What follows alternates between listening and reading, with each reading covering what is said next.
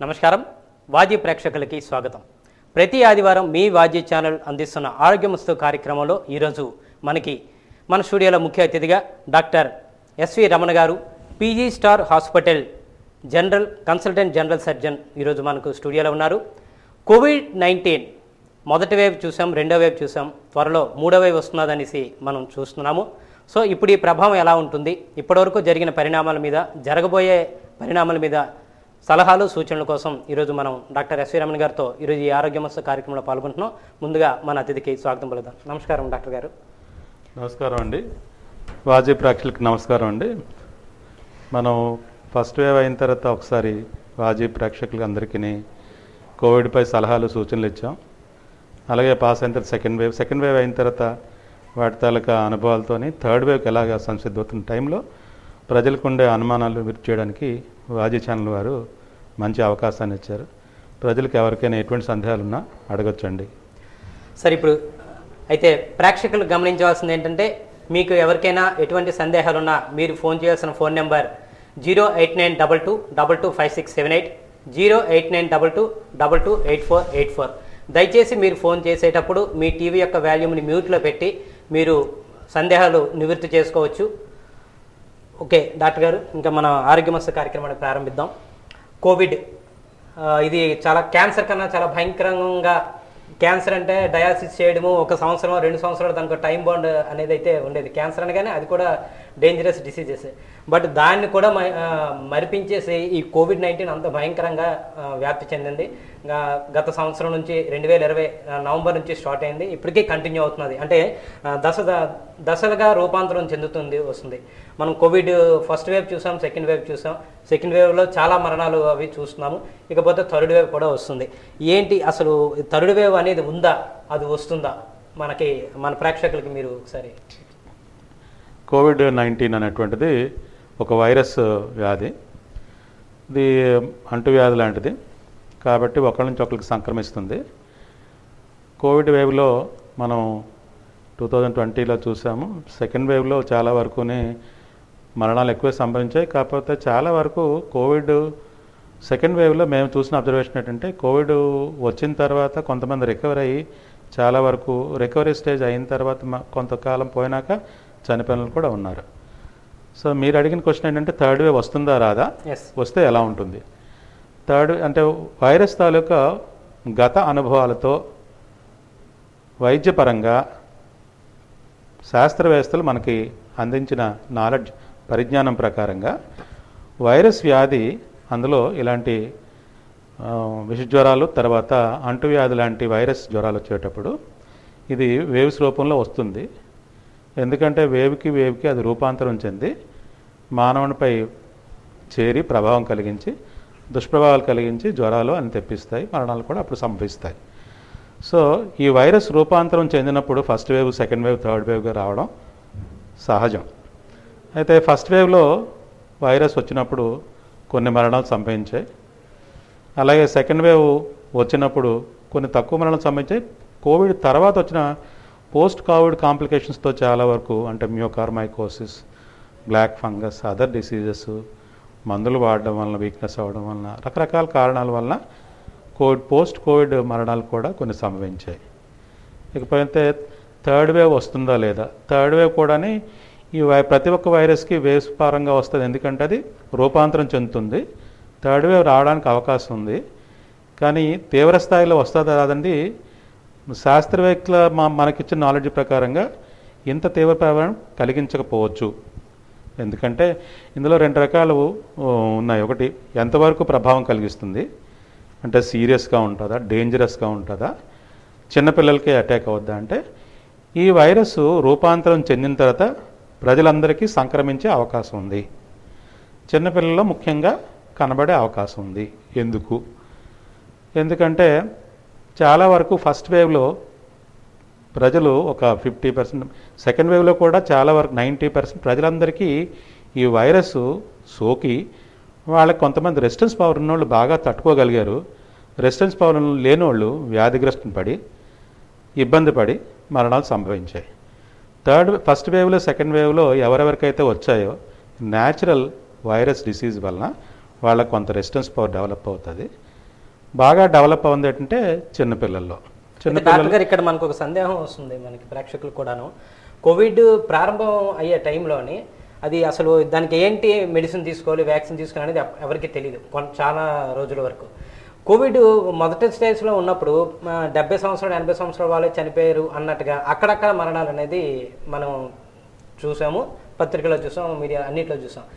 రెండో వైపు వచ్చేసరికి దానికి ఒక ఏజ్ ఫ్యాక్ట్ లేకుండా, అంటే 35 సంవత్సరాల వాళ్ళు చనిపోతున్నారు, 40 సంవత్సరాలు చనిపోతున్నారు, నెక్స్ట్ ఏంటంటే 50 60 అంటే ఏజ్ ఫ్యాక్ట్ లేకుండా, ఏజ్ లిమిట్ లేకుండా ప్రతి ఒక్కరిని బలి తీసుకుంది. కారణం ఏంటంటారు? అంటే వైరస్ తాలూకా వ్యాధి ప్రతి ఒక్కరికి సోకుతుందండి. కాకపోతే న్యాచురల్గా చాలా వరకు వైరస్ వచ్చిన తర్వాత కొంతమంది, అందరికీ ఈవెన్ నాకు కూడా వైరస్ ఒకసారి వచ్చింది. ఆ రోజున 1 డే మాత్రం తీవ్ర స్థాయిలో జ్వరం విపరీతంగా వచ్చింది, బాడీ పెయిన్స్ వచ్చాయి. నేను అందరిలాగే ఏంటి బాబు నా పరిస్థితి ఏంటి, నా పిల్లలు ఏంటని ఆలోచించాను. కానీ దైవవశాత్తు రెసిస్టెన్స్ పవర్ బాగుండబట్టి నాకు తగ్గింది. ఆ నెక్స్ట్ డే మాత్రలు పారాసిటమాల్ వేసుకుంటే అలా తగ్గిపోయింది, ఎక్కువ మందులు వాడలేదు.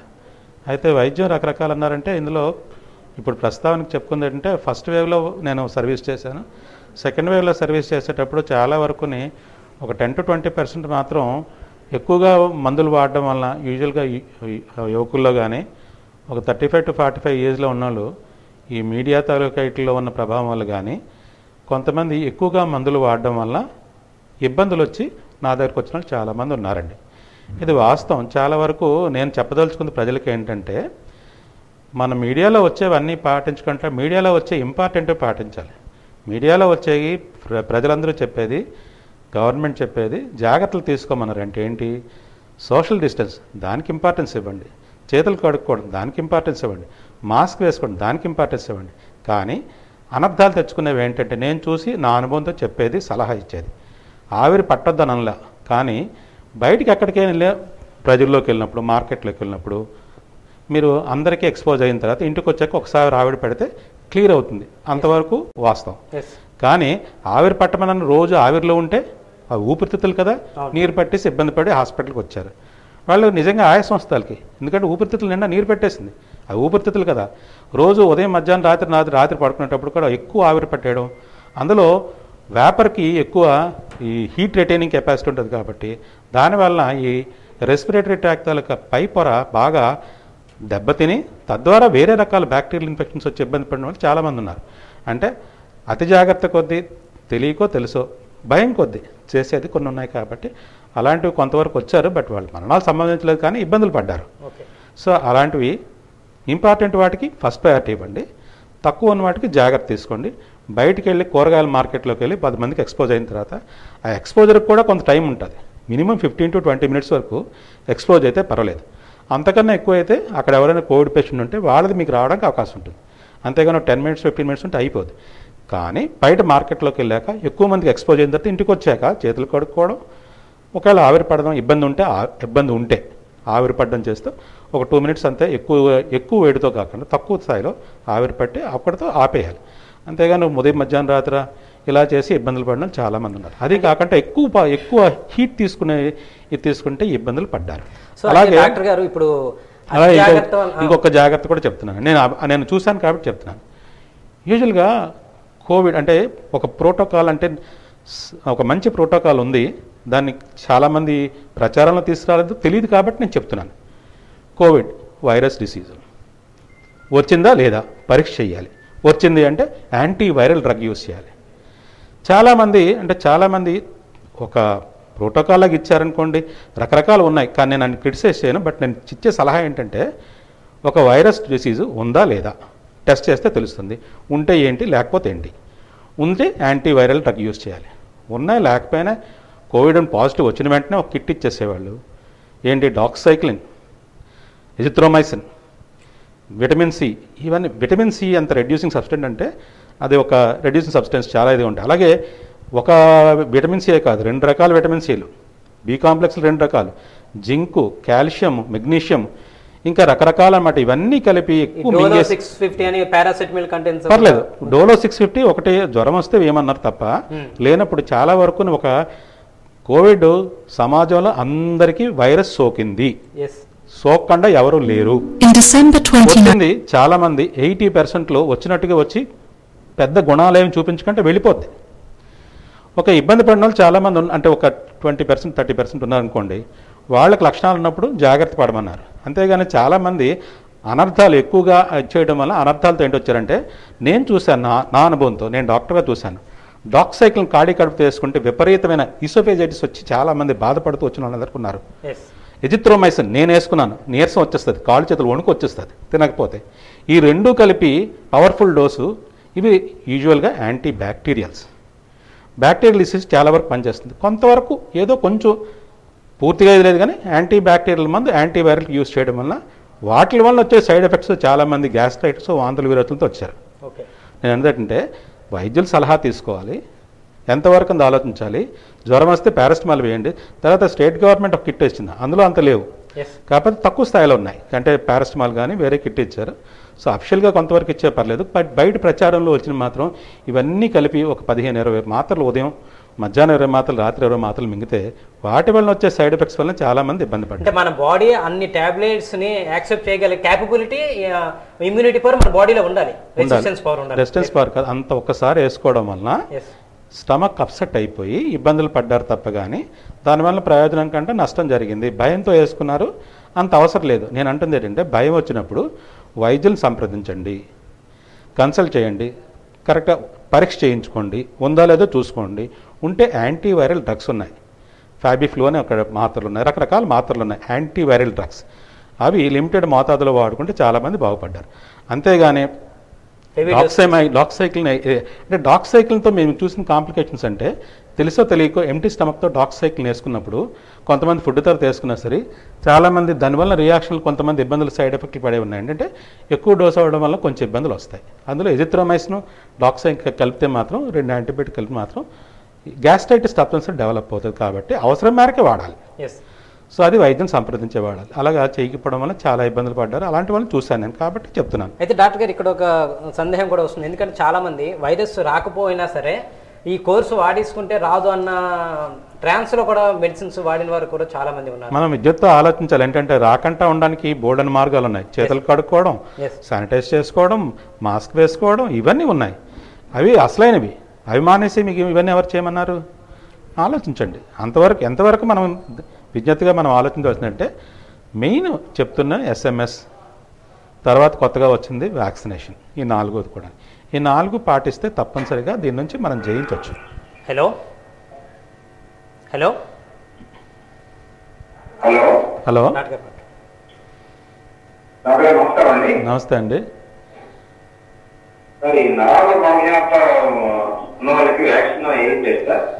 నరాల బలహీనత ఉన్న వాళ్ళు వ్యాక్సిన్ వేసుకోవచ్చండి.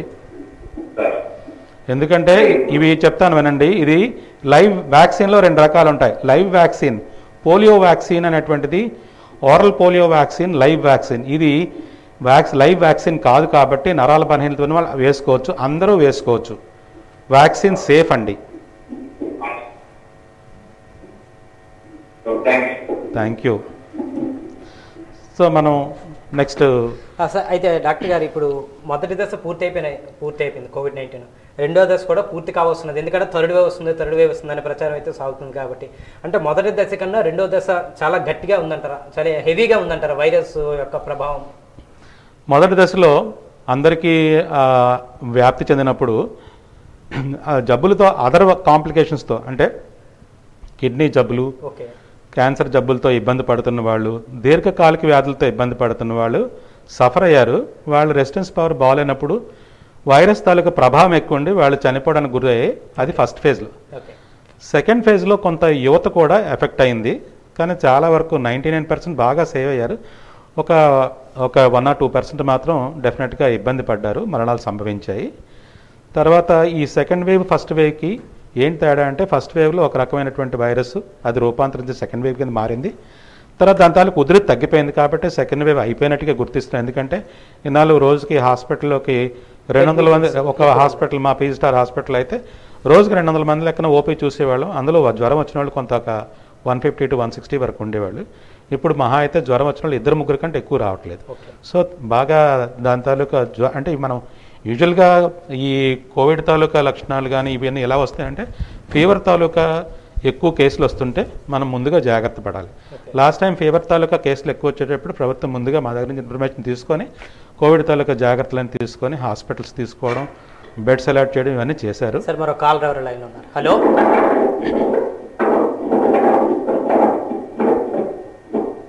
హలో డాక్టర్ గారు. చెప్పండి అమ్మా. నమస్తే. నమస్కారం అండి. నమస్తే, చెప్పండి అమ్మా. నాకు 3 సంవత్సరాలు కాదండి. 7 నెలలు కాస్తున్నాడు.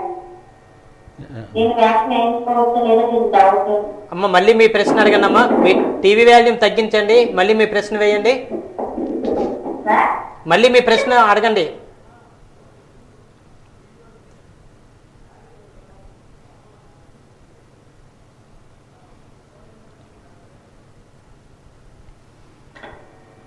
చెప్పమ్మా. హలో హలో, చెప్పండి అమ్మా. డాక్టర్ గారు, నాకు 7 నెలలు 3 సంవత్సరాలు పాప ఉందండి. వేసుకోవచ్చమ్మా. 7 నెలలు బాగున్నాడు. వేసుకోవచ్చమ్మా. అంటే ఫీడింగ్ ఇస్తున్నాను కదా బాబుకి, ఏమైనా మంచిదమ్మా, వేసుకుంటే మంచిది. అంటే చాలా మంది అన్నారు ఫీడింగ్ ఇస్తున్నారు కదా బాబుకి ఏదైనా ఎఫెక్ట్ ఉంటుంది, నాకు డౌట్ పడుతున్నారు. అమ్మా మీరు పెట్టేయండి, నేను చెప్తాను. దీనికి వైద్యపరమైనటువంటి క్లారిఫికేషన్ ఇస్తున్నాను, జాగ్రత్తగా వినండి అమ్మా. అమ్మా ఇప్పుడు ఇది కిల్డ్ వ్యాక్సిన్ అంటే ఇది లైవ్ వ్యాక్సిన్ కాదు, అంటే ప్రాణం ఉన్నటువంటి క్రిమి కాదు, కాబట్టి ఎటువంటి హాని ఎవరికీ చేయదు. రెండోది, ఇది సర్ఫేస్ యాంటీజెన్ బేస్ చేసుకుంటూ డెవలప్ అవుతున్నటువంటి ఒక రకమైనటువంటి నిర్వీర్యమైనటువంటి వ్యాక్సిన్, అంటే వ్యాధి నిరోధశక్తి పెంచుతుంది తప్ప జబ్బును కలిగించదు. సో లైవ్ వ్యాక్సిన్ కాదు కాబట్టే మనం వేసుకోవచ్చు. మూడవది, గర్భిణీ స్త్రీలు తప్పనిసరిగా వేసుకోవచ్చు, ఏ ప్రమాదము లేదు. బాలింతలు వేసుకోవచ్చు, ఏ ప్రమాదము లేదు. తల్లి 7 నెలల పిల్లలున్న పాప ఉంది కాబట్టి మీరు వేసుకోవడం వల్ల మీకు ఉత్పత్తి అయినటువంటి యాంటీబాడీస్ పాల్లో పిల్లలకి వెళ్ళి కొంతవరకు రక్షిస్తుంది. మీరు వేసుకుంటే మీ బిడ్డలు కూడా రక్షిస్తుంది. కాబట్టి వేసుకోండి, మంచిది. Thank you. మదర్ ఫీడ్ వలన బేబీ కూడా సేఫ్ జోన్ లోకి వెళ్ళడానికి ఛాన్సెస్ అయితే మంచి అవకాశం ఉంది, తల్లి రక్షణిస్తుంది. సరే, అయితే ఇప్పుడు థర్డ్ వేవ్ ఎంటర్ అయిందనేసి మనకి తెలుస్తున్నది. సో ఇది చిన్నపిల్లల మీద ఏమైనా ప్రభావం చూపిస్తుందా? అంటే సైంటిఫిక్గా ఏంటంటే ఒక పెద్ద వయసు వాళ్ళకి మధ్య వయసు వాళ్ళకి వచ్చాక చిన్నపిల్లలకే ఇది ఎలా వస్తుంది ఏంటంటే సైంటిఫిక్గా మనం అంటే ఆల్రెడీ డిస్కషన్ జరిగింది డాక్టర్ కమ్యూనిటీలో, కాబట్టి తగు జాగ్రత్తలు తీసుకోవడం జరిగింది. అయితే వేవ్స్ మారినప్పుడు ఏంటంటే వైరస్ రూపాంతరం చెంది మ్యూటేట్ అయిన తర్వాత డెల్టా ప్లస్, డెల్టా వేరియంట్ రకరకాల పేర్లు పెట్టారు. కానీ కామన్ మన వర్డ్స్లో తెలుసుకోవాలనుకుంటే వైరస్ రూపాంతరం చెందిన తర్వాత ఇంకొకసారి అందరికీ అటాక్ చేసినప్పుడు వ్యాధి ఎలా కనిపిస్తుంది దాన్ని ఫేజ్ అంటారు. ఆ సెకండ్ ఫేజ్, థర్డ్ ఫేజ్లో చాలా వరకు ఇందులో వాస్తవం ఏంటంటే సెకండ్ ఫేజ్ అయిపోయింది, థర్డ్ ఫేజ్ ఉండొచ్చు, ఉండకపోవచ్చు, 90% ఉండొచ్చు. ఎందుకంటే ప్రీవియస్గా వైరస్ తాలూకా స్వభావాన్ని మనం గమనించి ఒక ప్రిపేర్డ్గా ఉన్నాం కాబట్టి మూడో వేవ్ రావడానికి అవకాశం ఉంది. ఎందుకంటే వైరస్ రూపాంతరం తరచుగా చెందుతుంది.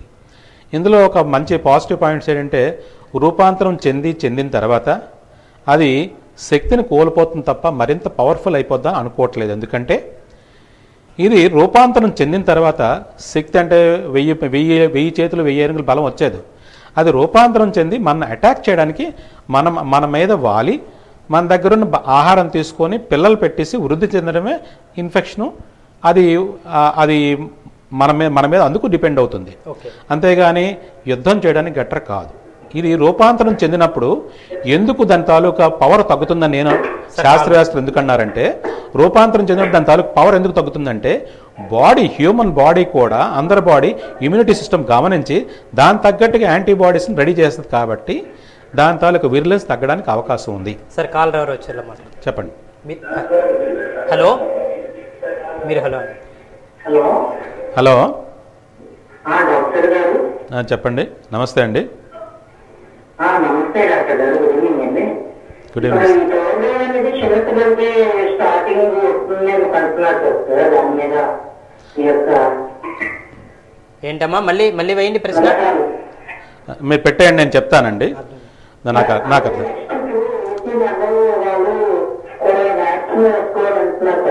అవునండి, వ్యాక్సిన్ వేస్తారండి. నాకేమైనా ఎఫెక్ట్స్ వస్తాయా?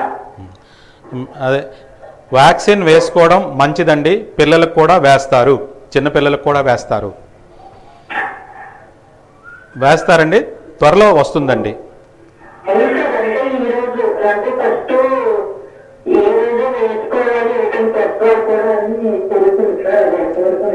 నిజమండి, వేసుకోవాలండి. చిన్నపిల్లలకు కూడా వేసుకోవాలి. అంటే ఈ రోజున మెయిన్ డ్రైవ్లో ఏంటంటే పిల్లలకి రాబోతుంది కాబట్టి 1 నుంచి 5 సంవత్సరాల లోపల ఉన్న పిల్లల తాలూకా తల్లులు పిల్లలకి ఈ వేవ్లో అవకాశం ఇచ్చారండి. మెయిన్గా యూజువల్గా పిల్లల్లో వైరస్ వస్తే 3rd వేవ్లో పిల్లలకు వచ్చేటప్పుడు మాకు వైద్యపరంగా ఏంటంటే ఇబ్బంది, పిల్లలు ఒక్కలే కాదు, పిల్లలు చెప్పలేరు సరిగ్గా, వాళ్ళ వ్యాధి లక్షణాలు వేరేగా కనబడతాయి. మెయిన్గా పిల్లలతో బాగా అటాచ్మెంట్ తల్లి. అండ్ మేము ఈ కోవిడ్ తాలూకా చిన్నపిల్లలు వస్తే తల్లిని చూడాలి, బిడ్డని చూడాలి, ఇద్దరిని చూడాలి. ఎందుకంటే చిన్నపిల్లలు ఏ రకంగా చెప్పలేరు, లక్షణాలు కూడా టిపికల్గా కోవిడ్ అని ఉండవు. సో ఆ ఇబ్బంది పడుతూ ఉంటారు. తల్లి కూడా పక్కన ఉంటుంది కాబట్టి తల్లి బిడ్డ ఇద్దరిని కలిపి పరిగణనలు తీసుకోవాలి. కాబట్టి ప్రభుత్వం ఏం చేసిందంటే రాబోతున్న 3rd వేవ్ని సమర్థవంతంగా ఎదుర్కోవడానికి 5 సంవత్సరాల లోపడి పిల్లలు ఉన్న తల్లులు ప్రతి ఒక్కరికి వ్యాక్సినేషన్ మస్ట్గా చేసి ప్రయారిటీ ఇచ్చారు. అందరికీ ఫేజ్డ్ మేనర్లు చేస్తారు. ఇప్పుడు మాత్రం ఈ డ్రైవ్లో ప్రయారిటీ ఎవరికంటే 5 సంవత్సరాల లోపల ఉన్నటువంటి తల్లులకి ప్రయారిటీ ఇచ్చి చేస్తున్నారు.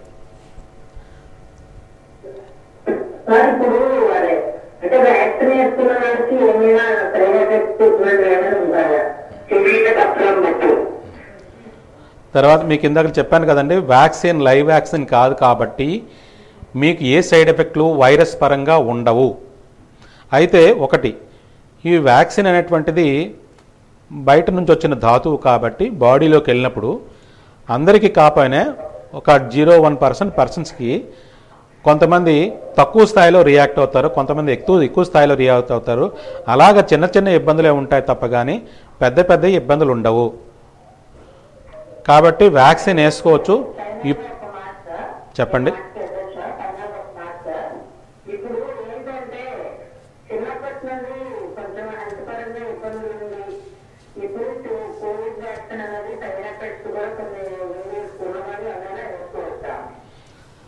ఎవరైనా వేసుకోవచ్చండి. ఇది సేఫ్ వ్యాక్సిన్, ఎందుకంటే లైవ్ వ్యాక్సిన్ కాదు. అంటే బతికున్న క్రిములు ఏమి ఉండవు కాబట్టి వేసుకోవచ్చు. న్యూరలాజికల్ ప్రాబ్లం ఉన్నవాళ్ళు ఏమంటారు, ఇన్ఫెక్షన్స్ బాడీలో ఏ ఇన్ఫెక్షన్ ఉన్నా సరే ఈ వ్యాక్సిన్ వేసుకోవచ్చు.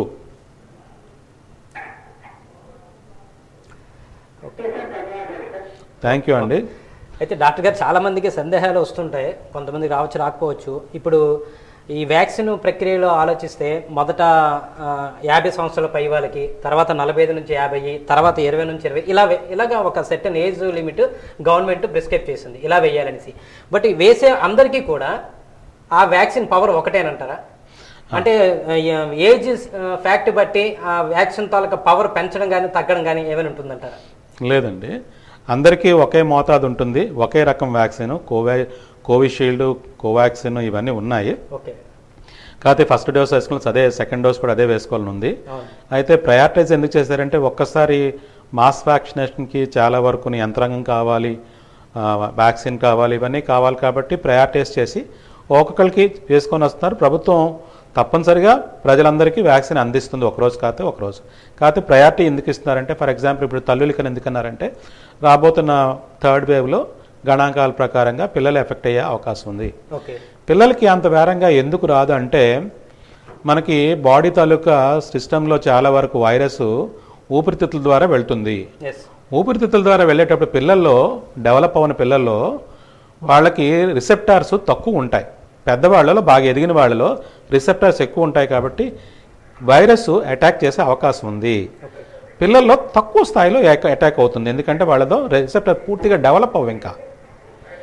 సో ఊపిరితిత్తులు పూర్తిగా డెవలప్ అవ్వ కాబట్టి రిసెప్టర్ స్థాయి తక్కువ ఉంటుంది కాబట్టి తక్కువ స్థాయిలో వాళ్ళకి అటాక్ అవుతుంది. హలో హలో హలో చెప్పండి అమ్మా.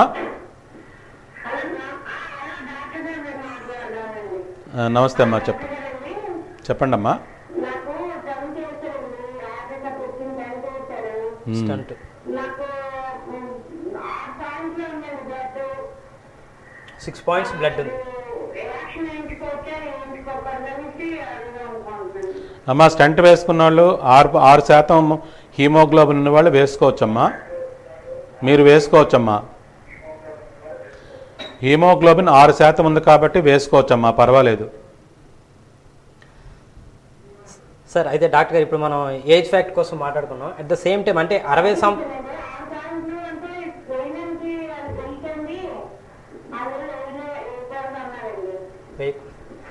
60 వేయించుకోవడానికి వెళ్తే వేయకూడదు అని అంటున్నారంట. అంటే అలా కాదమ్మా, 6% ఉంటే వేసుకోవచ్చమ్మా, 6% పర్వాలేదమ్మా, వేసుకోవచ్చమ్మా.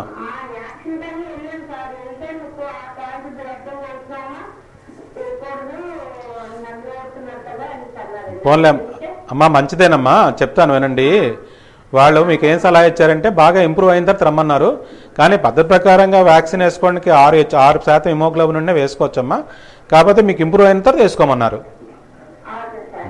అలాగేనమ్మా, అలాగేనమ్మా. అయితే డాక్టర్ గారు ఇప్పుడు 70 సంవత్సరాల వ్యక్తికి ఇచ్చే వ్యాక్సిన్, 5 సంవత్సరాలు 20 సంవత్సరాలు ఇచ్చే వాళ్ళకి ఇచ్చిన వ్యాక్సిన్ స్ట్రెంత్ ఒకటేనంటారు, పవర్ ఒకటేనంటారా? దానివల్ల బాడీస్ 70 సంవత్సరాల వయసు ఉన్న వ్యక్తి తీసుకునే రెసిస్టెన్స్ పవర్ కానీ 20 సంవత్సరాలు ఉన్న వాళ్ళు తీసుకునే రెసిస్టెన్స్ డిఫరెంట్గా ఉంటుంది. బట్ అదే వ్యాక్సిన్ ఇద్దరికి అదే ఫార్ములాతో అది కరెక్టేనంటారా? అంటే పెడియాటిక్ డోస్ అని వేరే ఉంటుందండి, వేరే వయసు దీంట్లోన డోస్ తక్కువ ఉంటుంది, అడల్ట్ దానిలో వేరే ఉంటుందండి. ఏసే 70, 80, 90, 45, 18 ఇయర్స్ వీళ్ళందరికీ ఒకే డోస్ ఉంటుందండి. చిన్నపిల్లలకి మరీ బిలో 1 year అలాంటివి తక్కువ మోతాదు ఉంటుందండి.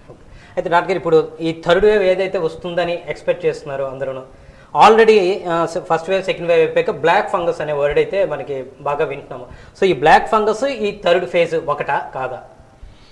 బ్లాక్ ఫంగస్ వేరే అండి, థర్డ్ వేవ్ వేరే అండి. ఓకే, వైరస్ రూపాంతరం చెంది మళ్ళీ ఇంకోసారి కొత్త వైరస్ అటాక్ చేయడం, కొత్త డిసీజ్ రావడం థర్డ్ వేవ్లో పరిగణిస్తాము. బ్లాక్ ఫంగస్ అనేటువంటిది ఒక ఫంగస్, శిలీంధ్రము ఫంగస్.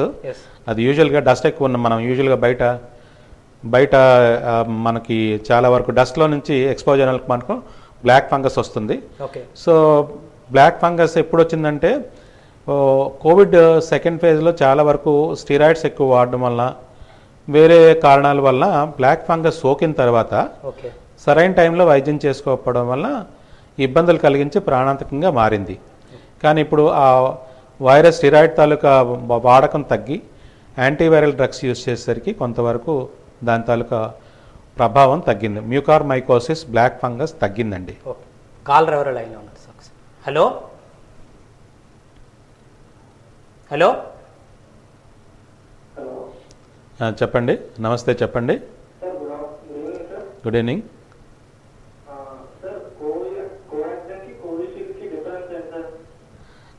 డిఫరెన్స్ అది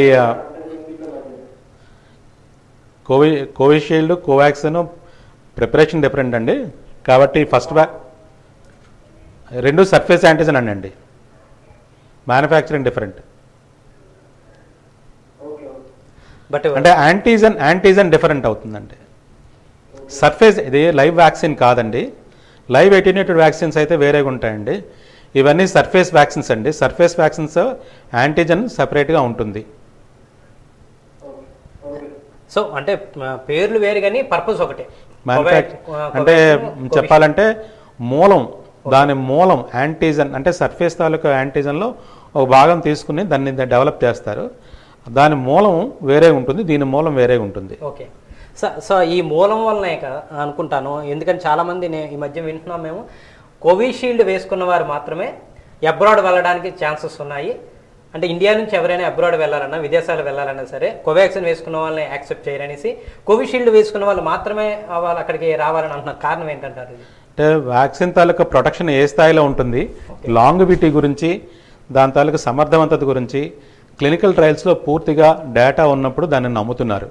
అంటే ఏదైనా శాస్త్రపరంగా ప్రూవ్ చేసి దాని తాలూకా రికార్డ్స్ ఉన్నాయి, దాన్ని విశ్వసించి ప్రపంచవ్యాప్తంగా వీళ్ళని అలౌ చేస్తున్నారు. కొద్ది రోజులు పోయినాక దీని తాలూకా రిజల్ట్స్ కూడా కనిపెట్టి చూసిన తర్వాత తప్పనిసరిగా వాటిని కూడా యాక్సెప్ట్ చేస్తారు. సో క్లినికల్ ట్రయల్స్ అయిన తర్వాత, సేఫ్టీ ప్రూవ్ అయిన తర్వాత, ఎఫికసీ ప్రూవ్ అయిన తర్వాత, వాటిని ఆమోదించిన తర్వాత మీకు ఇంటర్నేషనల్ ట్రావెల్కి వాటిని యూజ్ సో చేస్తారు. కోవిషీల్డ్ ఆల్రెడీ ముందు వచ్చింది, ప్రూవ్ అయింది కాబట్టి దాన్ని అలౌ చేస్తున్నారు, యాక్సెప్ట్ చేస్తున్నారు. Okay okay. కాల్ రావాలి. హలో, మాట్లాడానమ్మా. నమస్తే అమ్మా, చెప్పండి.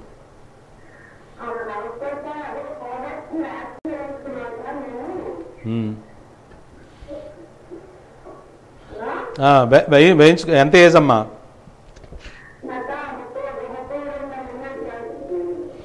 35. వేస్తారమ్మా, మీకు తప్పనిసరిగా మీకు ఆరోగ్య కేంద్రాల్లో వేస్తారు, నమోదు చేయించుకోండి.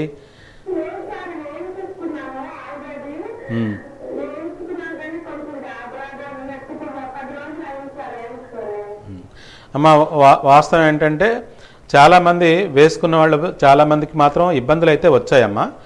అంటే ఇబ్బందులు అంటే ఏంటి? జ్వరం రావడం, ఒళ్ళు నొప్పులు, తలనొప్పి, కొంచెం చలి జ్వరంలో ఏమ్మా?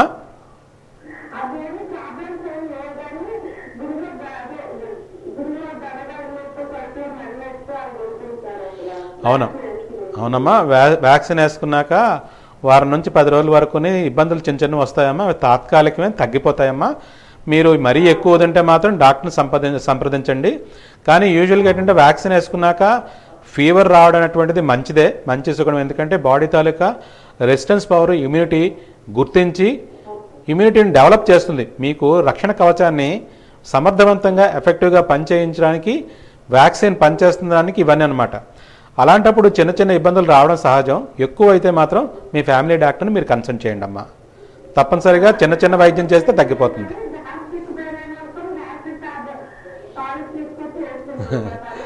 పర్లేదమ్మా, యూజువల్గా అవి గ్యాస్ట్రిక్ వలన, నీరసం వలన వస్తాయమ్మా. దానికి మంచి ఆహారం తీసుకొని, బలమైన ఆహారం తీసుకొని, అంటే యూజువల్గా వెజిటబుల్స్ ఫ్రూట్స్ అయితే మంచివమ్మా. ఈ టైంలో చలవ చేస్తాయి, మంచిగా ఉంటాయి. బయట ఫుడ్ అవాయిడ్ చేయండి, నిల్వ ఉంచిన పదార్థాలు తీసుకోవద్దు, నాన్ వెజిటేరియన్ వేడి చేసే పదార్థాలు తీసుకోవద్దు.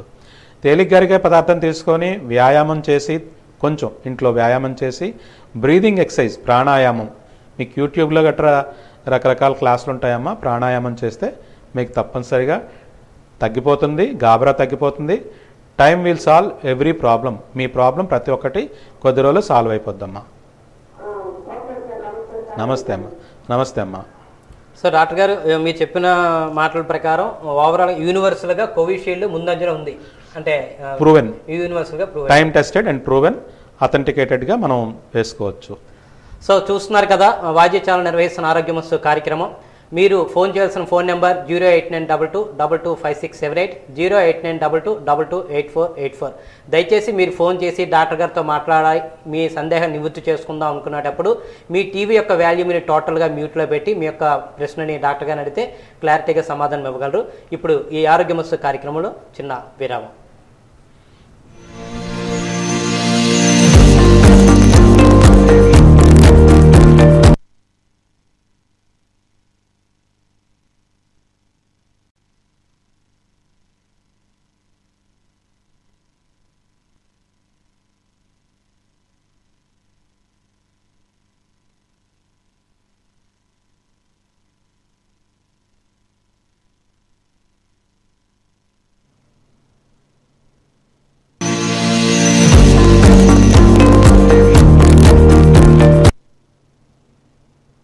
విరామం అనంతరం ఆరోగ్యమస్తు కార్యక్రమానికి పునఃస్వాగతం. డాక్టర్ గారు, ఇప్పటివరకు వ్యాక్సిన్స్ కోసం మాట్లాడుకున్నాం, వేవ్స్ కోసం మాట్లాడుకున్నాం. ఇప్పుడు అందరిలో కొన్ని సందేహాలు ఉంటాయి. నేను ఫస్ట్ డోస్ తీసుకున్నాను, సెకండ్ డోస్ తీసుకున్నాను, 3వ వేవ్ వస్తున్నదనేసి ప్రచారం జరుగుతుంది. ఈ 2 డోసులు నాకు ఈ 3వ వేవ్ నుంచి రక్షించగలుగుతుందా, నేను ప్రొటెక్షన్లో ఉన్నానా అనేది ప్రతి ఒక్కలోనే ఉండే సందేహం. దీనికి సమాధానం. వ్యాక్సిన్ తాలూకా ప్రొటెక్షన్ డెఫినెట్గా ఉంటుందండి. అది మీ బాడీ తత్వం బట్టి 80%, 90%, 100% డిసైడ్ అవుతుంది. కాబట్టి ప్రొటెక్షన్ అయితే డెఫినెట్గా ఉంటుంది. సో ఎవరైతే 2 మోతాదులు తీసుకున్నారో తప్పనిసరిగా ప్రొటెక్షన్ ఉంటుంది. 3rd వేవ్ కూడానే ప్రొటెక్షన్ ఉంటుంది. అంటే అది ఆ వైరస్ రూపాంతరం చెందిన అట్లీస్ట్ 70 to 80% ప్రొటెక్షన్ డెఫినెట్గా ఉంటుంది. మీకు కిందసారి చెప్పినట్టుగా వైరస్ రూపాంతరం చెందుతున్న కొద్దీ బాడీ తాలూకా రెసిస్టెన్స్ పవర్ దాన్ని ఐడెంటిఫై చేసి రకరకాలుగా మన బాడీ కూడా రూపాంతరం, అంటే దానిలో ఉన్న ఇమ్యూనిటీని మార్చుకుంటూ తదనుగుణంగా ప్రవర్తిస్తుంది. కాబట్టి ఒకరోజుకి వైరస్ ఎంత ఇదైపోదు, విరులెంట్ అంటే ప్రమాదకరంగా మారదు. దాని తాలూకా తీవ్రస్థత తగ్గుతుంది తప్పనిసరిగా. పెరుగుటు వరకు పెరిగిన తర్వాత తప్పనిసరిగా డౌన్ అవుతుంది. అది దాని సహజ వైరస్ తాలూకా గుణం బట్టి థర్డ్ వేవ్లో అంత ఎక్కువగా ఉండకపోవచ్చు. ప్రొడక్షన్ మాత్రం డెఫినెట్గా ఉంటుంది. కాబట్టి ఈ రోజున ప్రభుత్వం డెఫినెట్గా వ్యాక్సిన్ని ప్రయారిటీ తీసుకొని సెంట్రల్ గవర్నమెంట్, స్టేట్ గవర్నమెంట్ చాలా వరకు మాస్ వ్యాక్సినేషన్ చేస్తున్నారు. ఫేజ్డ్ వైజ్గా చేసి కంప్లీట్ చేస్తారు. ఎందుకంటే డెఫినెట్గా వ్యాక్సినేషన్ ప్రొటెక్ట్ చేస్తుంది. అలాగే ఆల్రెడీ డిసీజ్ వచ్చి వెళ్ళిపోయిన వాళ్ళకి కూడా ప్రొటెక్షన్ ఉంటుంది. రెండోసారి వాళ్ళకి రావడానికి ఛాన్సెస్ తక్కువ. ఎందుకంటే న్యాచురల్ టీకా ఇది మనం ఆర్టిఫిషియల్గా వేసుకున్న టీకా. కాబట్టి ఏ రకంగా చూసుకునే more than 50 to 60% population immune అయిపోయారు. ఇంకో 10 to 20% వరకుని వ్యాక్సినేషన్ చేయడం వలన ప్రొటెక్షన్ వస్తుంది. అలాగే ప్రభుత్వం తలపెట్టినటువంటి మాస్ వ్యాక్సినేషన్ కానీ సక్సెస్ఫుల్గా రన్ టార్గెట్ అదే, మనకున్న ఆయుధం అదే. కాబట్టి ఇండియా లాంటి జనసాంద్రత ఎక్కువ ఉన్న ప్రదేశాల్లో, దేశంలో తప్పనిసరిగా వ్యాక్సినేషన్ మంచి ఆయుధం. ఎందుకంటే డెఫినెట్గా కరెక్ట్ మెడిసిన్స్ లేనప్పుడు తప్పనిసరిగా వ్యాక్సినేషన్ తాలూకా ఎఫికసీ డెఫినెట్గా ఉన్నప్పుడు అందరికీ వ్యాక్సినేషన్ చేస్తే 100% ఈ వైరస్ ఎన్ని రూపాంతరాలు చెందిన ప్రొడక్షన్ డెఫినెట్గా వస్తుంది. ఇది అంతం అయిపోతుంది. సో 2 డోసులు తీసుకున్నారు, మ్యాక్సిమం ప్రొటెక్షన్ సేఫ్ జోన్లో ఉన్నట్టుగానండి. అయితే డాక్టర్ గారు ఇక్కడ మనకు సందేహం వస్తుంది. ఎందుకంటే కరోనా స్టార్ట్ అయినప్పుడు, కోవిడ్ స్టార్ట్ అయినప్పుడు మొదటి దశలో మనం చూసుకుంటే ఎవరైతే ఈ బాధితులు ఉంటారో మొదటి దశలో వాళ్ళకి జ్వరం రావడం, వామిటింగ్లు రావడం, హెడేక్ రావడం, ఈ టైప్ ఆఫ్ కంటెంట్ మనకు కనబడింది. సెకండ్ వేవ్కి వచ్చేసరికి బ్రీతింగ్ ప్రాబ్లం, ఆక్సిజన్ అందక చాలామంది చనిపోవడం కూడా జరిగింది. సో ఈ సిమ్టమ్స్ని మైండ్లో పెట్టుకుంటే థర్డ్ వేవ్ ఏ విధంగా, అంటే ఏ సిమ్టమ్స్తో ముందుకు వస్తుంది అనేది మనకి బాగానే ఉందండి. అయితే ఫస్ట్ వేవ్లో కూడానే ఫీవరు, జలుబు, దగ్గు, ఆయాసం వచ్చాయి. ఇప్పుడు సెకండ్ వేవ్లో కూడా ఆయాసం, జలుబు, దగ్గు, ఆయాసం వచ్చింది. ఆక్సిజన్ గురించి చాలా వరకు అవేర్నెస్ వచ్చింది. దాని గురించి వాడడం వలన చాలా వరకు ప్రయోజనాలు కలిగాయి. కానీ ఎక్కువగా మందులు ఎక్కువ వాడడం వల్ల లేకపోతే ఈ కోవిడ్ తగ్గిన తర్వాత చాలామంది ఈ మధ్యన మరణాలు జరగడం సెకండ్ వేవ్లో చూసాము. మరణాలు ఫస్ట్ దానిలో కంటే సెకండ్ దాంట్లో పోస్ట్ కోవిడ్ తాలూకా డెత్సే ఎక్కువ, కాంప్లికేషన్స్ వల్ల వచ్చిన డెత్సే, మ్యూకార్మైకోసిస్ అవనివ్వండి, అదే బ్లాక్ ఫంగస్ అవనండి, వేరే రకాల కారణాల వల్ల మరణాలు కూడా సంభవించాయి. థర్డ్ ఫేజ్లో చిన్నపిల్లలకు వచ్చేటప్పుడు చాలా వరకు చిన్నపిల్లలకి వైరస్ అటాక్ చేసే శక్తి తక్కువ ఉంటుంది. ఎందుకంటే వాళ్ళ రిసెప్టర్స్ రెస్పిరేటరీ ట్రాక్లో తక్కువ ఉంటాయి. రెండోది, చిన్నపిల్లల్లో లక్షణాలు వేరేగా కనబడతాయి. ఎందుకంటే వాళ్ళ రెస్పిరేటరీ ట్రాక్లో రిసెప్టర్స్ లేవు. కానీ స్టమక్లో జిఐటి, స్టమక్లో మాత్రం, స్టమక్ పేగుల్లో మాత్రం రిసెప్టర్స్ ఉంటాయి. అవి వెళ్ళి ఎలా వస్తుందంటే చిన్నపిల్లల్లో ఒకవేళ వస్తే, థర్డ్ వేవ్ వస్తే పిల్లల్లో ఏ రకంగా ప్రదర్శిస్తుంది, మీరు తీసుకోవాల్సిన జాగ్రత్తలు, వీటి గురించి డిస్కస్ చేద్దాం. పిల్లల్లో జలుబు, దగ్గులా రాకపోవచ్చు. ఎలా వస్తుంది? యూజువల్గా వైరస్ డిసీజ్ అని చర్మం తాలూకా దీన్ని అమ్మవారు అంటారు మన వాళ్ళు, చిన్న చిన్న మచ్చల్లా వస్తుంది, ఒక రకంగా రావచ్చు. ఫీవర్, థర్డ్ వేవ్లో ఫీవర్ రావడానికి అవకాశం ఉంటుంది. దగ్గు, ఆయాసం పిల్లల్లో ఉండకపోవచ్చు. కడుపులు నొప్పి, విరోచనాలు రావచ్చు, వాంతులు సంభవించవచ్చు, కురుపులా రావచ్చు. దాన్ని అమ్మవారు అంటారు. చికెన్ పాక్స్ కాకుండా ఆటల అమ్మవారు, తట్టు అంటారు అనమాట. అవి కూడా ఒక రకమైనటువంటి వైరస్ డిసీజ్. అంటే ఇప్పుడు మీజిల్స్ అని వస్తుంది, తట్టు. అలాగా వైరస్ డిసీజ్లు స్కిన్ మీద ఎగ్జాంథమైటిస్ ఫీవర్, వైరల్ ఎగ్జాంథమైటిస్ అని అంటే చిన్న చిన్న కురుపుల్లాగా రెడ్ స్పాట్స్లా వస్తాయి కదా, అలాంటివన్నీ తట్టులాగా రావడానికి వచ్చే అవకాశం ఆ రకంగా కూడా కనిపించవచ్చు. కాబట్టి జ్వరం వచ్చి ఇవన్నీ ఉంటే జలుబు, దగ్గు రాకపోవచ్చు. ఎందుకంటే పిల్లల్లో ఊపిరితిత్తుల మీద ప్రభావం కలిగించే అవకాశం చాలా వరకు ఈ వైరస్ తక్కువ. అదర్వైజ్గా అంటే తట్టులాగా కానీ, కడుపుల నొప్పి కానీ వేరే రకంగా కూడా వచ్చే అవకాశం ఉంది. కాబట్టి పిల్లల్లో జ్వరం వచ్చిన తర్వాత తప్పనిసరిగా డాక్టర్ని వెంటనే కన్సల్ట్ చేయాలి. ఎందుకంటే ప్రతి ఒక్క జ్వరాన్ని కోవిడ్ జ్వరం కింద అనుమానించి అది కాదు అని ప్రూవ్ చేసుకున్నాక మిగిలిన వైద్యం చేసుకుంటే మంచిది. ఇది గవర్నమెంట్ ముందున్న ప్రోటోకాలు. ఇప్పుడు గవర్నమెంట్, ప్రభుత్వ హాస్పిటల్, డాక్టర్స్, చిన్నపిల్లల డాక్టర్లు అందరూ సంసిద్ధి ఏంది. ఎందుకంటే ఈ నెక్స్ట్ రాబోతున్న సీజన్లో ప్రతి ఒక్క జ్వరము కోవిడ్ కింద ఏ రకం, ఎందుకంటే పిల్లల్లో క్లియర్ కట్గా ఊపిరితిత్తులు, దగ్గు, ఈ లక్షణాలు మెయిన్గా ఉండకపోవచ్చు, కానీ తక్కువ స్థాయిలో ఉంటాయి. కానీ కడుపుల నొప్పి, విరోచనలు అవ్వడం, వాంతులు అవ్వడం, చలితో అదే ఎలర్జీ ర్యాష్ లాగా రావడం ఇలా తట్లా రావడం ఇవన్నీ ఉంటాయి. కాబట్టి అలాంటప్పుడు కూడా కన్సల్ట్ చేసి పరీక్ష చేయించుకొని వైద్యం అంటే లాస్ట్ వేవ్ సెకండ్ వేవ్లో నేను చూసిన అనుభవం ఏంటంటే స్టార్టింగ్ స్టేజ్లో కనిపెట్టి వైద్యం ఎవరైతే చేసుకున్నారో వాళ్ళు చాలా వరకు సర్వైవ్ అయ్యారు. ఫస్ట్ ఫేజ్లో కూడా చాలా వరకునే ఎర్లీ స్టేజ్లో డిటెక్ట్ చేసుకొని వైద్యం తీసుకుని సర్వైవ్ అయ్యారు. ఉదాహరణకి వైరస్ అంటే ఉందో లేదో కొంతమందికి లైట్గా జ్వరము ఒళ్ళనొప్పులు వచ్చేసరికి స్వాబ్ టెస్ట్ చేసుకొని పాజిటివ్ అని వచ్చిన తర్వాత యాంటీవైరల్ డ్రగ్స్ ఫ్యాబిఫ్లూరిన్ వాడిన తర్వాత స్టార్టింగ్ స్టేజ్లో వాళ్ళకి చాలా వరకునే రిలీఫ్ బాగా ఇచ్చింది. పారాసిటమాల్, ఫ్యాబిఫ్లూ, ఒక బి కాంప్లెక్స్ మాత్ర వేసుకొని ఒక 2-3 రోజులు గడిపితే వాళ్ళకి 4-5 రోజున మంచి రిలీఫ్ వచ్చింది. మేము చూసాము, సక్సీడ్ అయ్యాము. సో అలాగా ఎర్లీ స్టేజ్లో యాంటీవైరల్ డ్రగ్ యూస్ చేస్తే పనిచేస్తుంది. బాగా ఎక్కువ అయిన తర్వాత యాంటీవైరల్ డ్రగ్ అప్పుడు పనిచేయదండి. ఎందుకంటే బాడీలోకి వైరస్ వెళ్ళిపోతుంది, సెల్లోకి వెళ్ళిపోతుంది, రీప్లికేట్ అయిపోతుంది, సెల్ని డ్యామేజ్ చేస్తుంది. సో ఇవన్నీ అయిపోయిన తర్వాత యాంటీవైరల్ యూస్ చేసి ప్రయోజనం ఉండదు. స్టార్టింగ్ స్టేజ్లో అంటే జ్వరం వచ్చిన స్టేజ్లో కనిపెట్టి పరీక్ష చేయించుకోవాలి. చేసుకున్నాక యాంటీవైరల్ డ్రగ్స్ యూస్ చేస్తే రిజల్ట్ అయితే కనబడింది. ఓకే, థ్యాంక్ యూ డాక్టర్ గారు. అయితే డాక్టర్ గారు ఇప్పుడు ఇంకొక క్వశ్చన్ ఏంటంటే మొదటి వేవ్ వచ్చినప్పుడు సాధారణ మరణాలు మనం చూసాము, రెండో వేవ్ వచ్చేసరికి అతి భయంకరమైన మరణాల రేటు చూసాము మనం, ఎందుకంటే చాలామంది చనిపోతున్నారు. ఇప్పుడు third wave compare to second wave తగ్గి ఉంటుందంటారా? నా అనుభవం ప్రకారంగా నేను అంటే జనరల్ ప్రాక్టీస్ ప్లస్ ఇది అన్నీ ఒక 30 ఇయర్స్ నుంచి ఈ ఊర్లో ప్రాక్టీస్ చేస్తున్నాను. రకరకాల వైరస్ డిసీజ్ చూసిన తర్వాత నా అనుభవం ప్రకారంగా మూడో వేవ్ అంత ప్రమాదంగా ఉండదండి. ఎందుకంటే వస్తుంది, ఎందుకంటే ఆల్రెడీ చాలా వరకు 90% పాపులేషన్ టచ్ చేసింది వైరస్. సమాజంలో 90% టచ్ చేసింది, మ్యాక్సిమం టచ్ చేసింది. రెసిస్టెన్స్ పవర్ ఆల్రెడీ ఆల్మోస్ట్ అందరికీ ఇమ్యూనిటీ డెవలప్ అయిపోయింది. కాకపోతే కొంతమందికి పిల్లల్లో కొంతమందికి రెస్పిరేటరీ అటాక్ చేయలేదు కాబట్టి అంత ఉధృతంగా ఉండదు, మరణాలు కూడా అంత ఉండకపోవచ్చు. 1-2 ఉంటే ఉండొచ్చు వృద్ధుల్లో కానీ వారిలో సైడ్ ఎఫెక్ట్లు కాంప్లికేషన్స్లు ఉన్న వాళ్ళలో కొంతవరకు ఉంటుంది, కానీ థర్డ్ వేవ్లో అంత ఉండదు. తర్వాత అలాగా గ్రాడ్యువల్గా వీక్ అయిపోతుంది. వేరే కొత్త ఫామ్లో వైరస్ రావాలని కానీ ఈ వైరస్ మాత్రం తప్పనిసరిగా గ్రాడ్యువల్గా వీక్ అయిపోయి అంత భయంకరమైన ప్రమాదాలు మీడియా మధ్యలో కొన్ని మీడియాలో రకరకాలు చెప్తారు. కాకపోతే మాత్రం నేను నా ప్రజలకు ఇచ్చే భరోసా ఏంటంటే, నా అనుభవంతో చెప్పేది ఏంటంటే భయభ్రాంతులకు గురి కాకండి. వైరస్ ఎలా వస్తుందో అలా వెళ్ళిపోతుంది. చాలా వైరస్ డిసీజులు ఎలా వస్తాయో అలా వెళ్ళిపోతాయి. ధైర్యంగా ఉండండి, ధైర్యంగా ఉండి జాగ్రత్తలు ముఖ్యంగా చెప్పిన 4 జాగ్రత్తలు పాటించండి.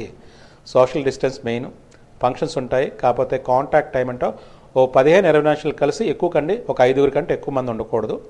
పెళ్ళి ఫంక్షన్ అయితే బర్త్డే యూజువల్గా ఈ మధ్యన సెకండ్ వేవ్లో స్టడీ చేసినప్పుడు వచ్చినది ఏంటంటే ఈ పెళ్ళిళ్ళు ఫంక్షన్లో ఎక్కువ మంది ఎక్కువసేపు గుమ్ముగూడడం వల్ల వచ్చింది.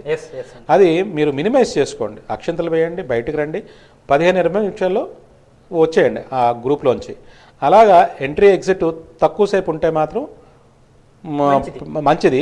రెండోది బయటకు వచ్చిన తర్వాత జాగ్రత్తలు తీసుకోండి, distance maintain, social distance maintain చేయడం, మాస్క్ వేసుకోవడం, శానిటైజ్ చేసుకోవడం. లాస్ట్ది ఇప్పుడు కొత్త వ్యాక్సిన్, కొత్త 4th ప్రిన్సిపల్ ఏంటంటే వ్యాక్సినేషన్ చేసుకుంటే ప్రొటెక్షన్ ఉంటుంది. బట్ ఏది ఏమైనా మన జాగ్రత్తలో ఉండాలి. నేను చెప్పేది ఏంటంటే మూడో వేవ్ అంత భయంకరంగా ఉండదు, అదృష్టం కొద్ది ఉండకపోవచ్చు కూడాని, ఉంటే నవంబర్-డిసెంబర్లో ఉండొచ్చు. ఎందుకంటే ఫస్ట్ దానికి గ్యాప్ ఎక్కువ ఉంది. అంటే మన స్టడీ ప్రకారంగా విదేశాల్లో బ్రిటన్లో, యూరప్లోన, అమెరికా ఖండంలోన ఫస్ట్ వేవ్కి సెకండ్ వేవ్కి చాలా తక్కువ గ్యాప్ ఉంది, కానీ మనకి 8 months గ్యాప్ ఉంది, వాళ్ళకి 2 months గ్యాప్ ఉంది. దీని ప్రకారంగా మనం క్యాలిక్యులేట్ చేసుకుంటే సెకండ్కి థర్డ్కి ఇంకా ఎక్కువ గ్యాప్ ఉండొచ్చు. అంటే పండగ పోయినాక వచ్చినా ఆశ్చర్యపోవచ్చు. అది కూడా థర్డ్ వేవ్ వీక్ అవుతుంది తప్ప కానీ ఎటువంటి పరిస్థితుల్లో అగ్రెసివ్ అవ్వదు. ఎందుకంటే ఆల్రెడీ మొత్తం సమాజం అంతా ఓ 90% వరకు ఇన్ఫెక్ట్ అయ్యి తెలుసో తెలియకంటే వస్తుంది వెళ్ళిపోద్ది, కానీ చిన్న జ్వరం ఇబ్బంది కలిపి వెళ్ళిపోద్ది చాలా మందిలో. అలాగా చాలా వరకు అందరూ ప్రొటెక్ట్ అయి ఉన్నారు కాబట్టి సహజసిద్ధంగా భగవంతుడు మనకి ఇచ్చినటువంటి ఇమ్యూనిటీ వల్ల ప్రొటెక్ట్ అయి ఉన్నారు కాబట్టి మీకు ఏమీ అవ్వదు, భయపడకండి, ధైర్యంగా ఉండండి.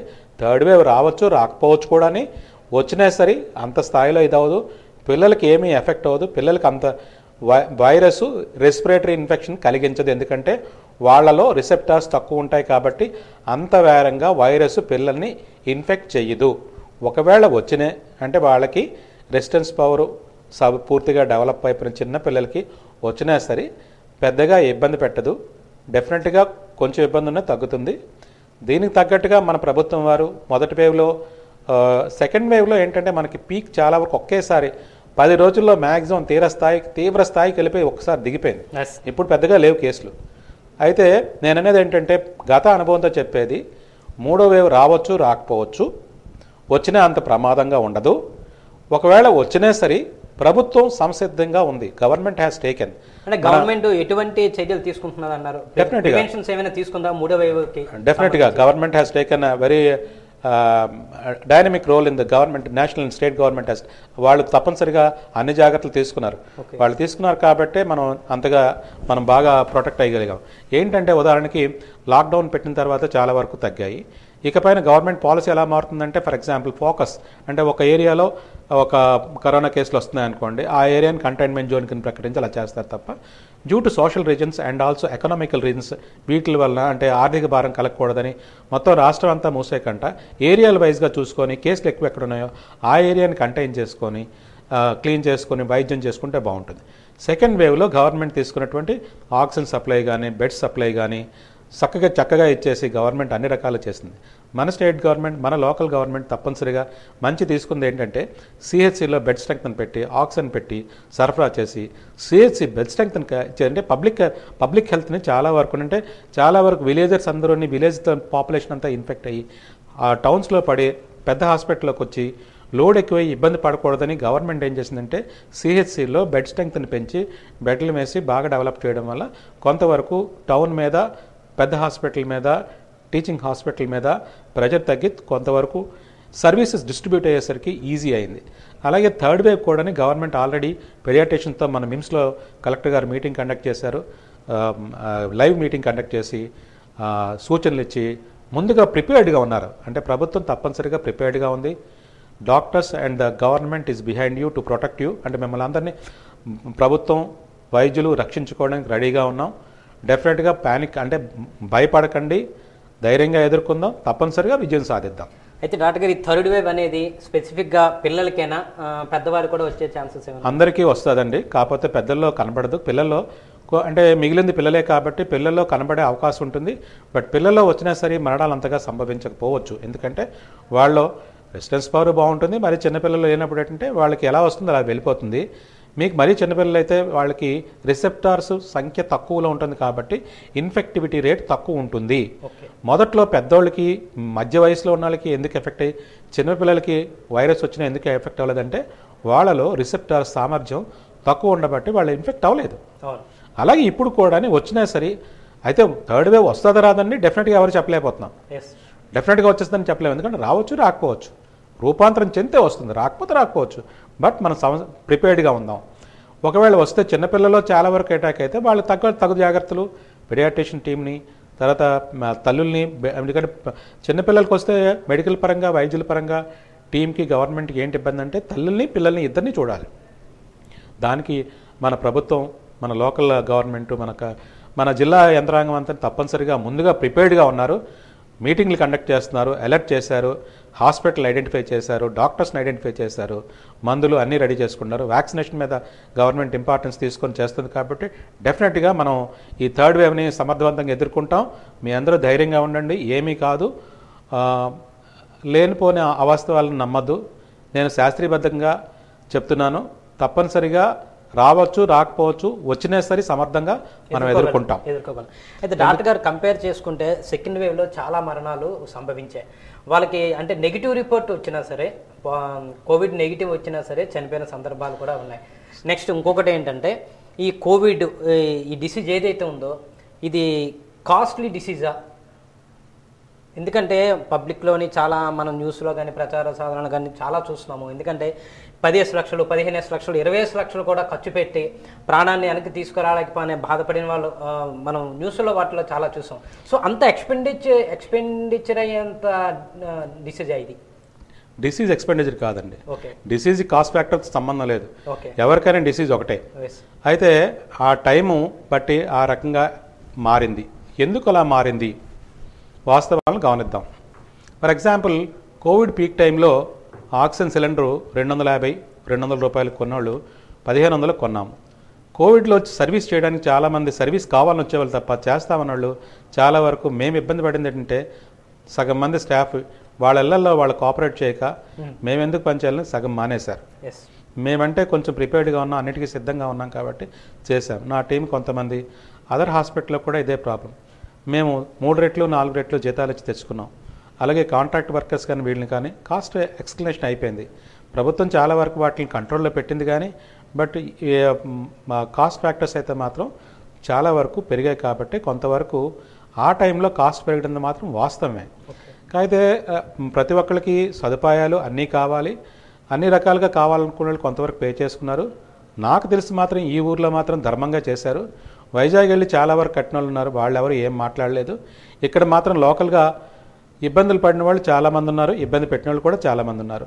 కానీ నాకు తెలిసి ఇక్కడ అంత ఇదిగా ఎవరూ చేయలేదండి. అందరూ ఒక మాట మీద చక్కగా ధర్మంగా చేశారు. అయితే రకరకాల ఒకళ్ళ రియాక్షన్ ఒకలా ఉంటుంది, కాదనలేదు, అందరినీ గౌరవించాలి కాబట్టి. బట్ ఎక్కడైనా ప్రజలే వైజాగ్ వెళ్ళి బోల్డ్ అంతా కట్టారు, వాళ్ళకి ఏ ప్రాబ్లం లేదు. ఇక్కడున్న వాళ్ళతోనే ప్రాబ్లం వచ్చింది.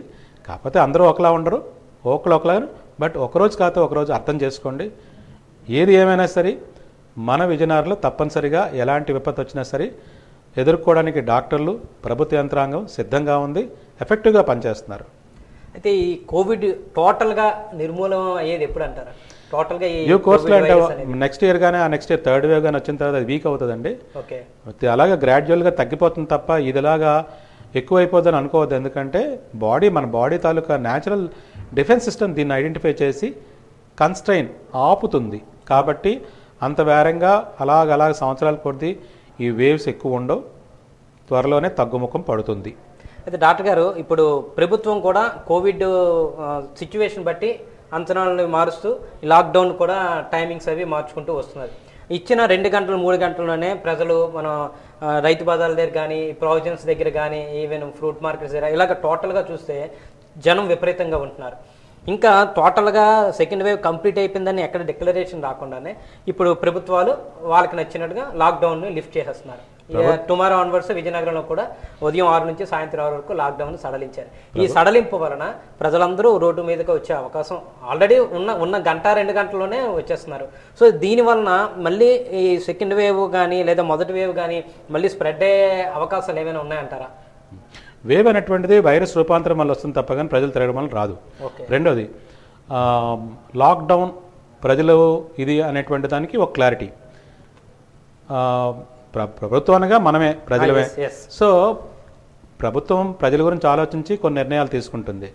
లాక్డౌన్ అటువంటిది ఎకనామికల్గా చాలా ఇబ్బంది. అంటే సంపాదించుకునేవాడు, తినేవాడు, కూలీవాడు, వ్యవసాయదారుడు కానీ వాళ్ళు తప్పనిసరిగా రోజు పెడితే కానీ జరగదు. ఇంట్లో కూర్చుంటూ ఎంతకాలం ఇచ్చేయగలరు. అలాగే ప్రభుత్వానికి కూడా కొంతవరకు ఇన్కమ్ రొటేషన్ జరగకపోతే ఎకనామికల్ ప్రాబ్లమ్స్ వస్తాయి కాబట్టి దాన్ని ఇచ్చేస్తారు. ఇంకోలా ఆలోచిద్దాం. లాక్డౌన్ 6 గంటలు వదిలారు, జనాలు గుమిగూడిపోయారు. అలాగని కేసులు పెరిగాయా? పెరగలేదు. అంటే ఇక్కడ గుమిగూడడం వల్ల ఎక్కువగా వస్తుందని కాదండి. మెయిన్గా వైరస్ తాలూకా రూపాంతరం వల్ల 1st wave, 2nd wave, 3rd wave వస్తుంది.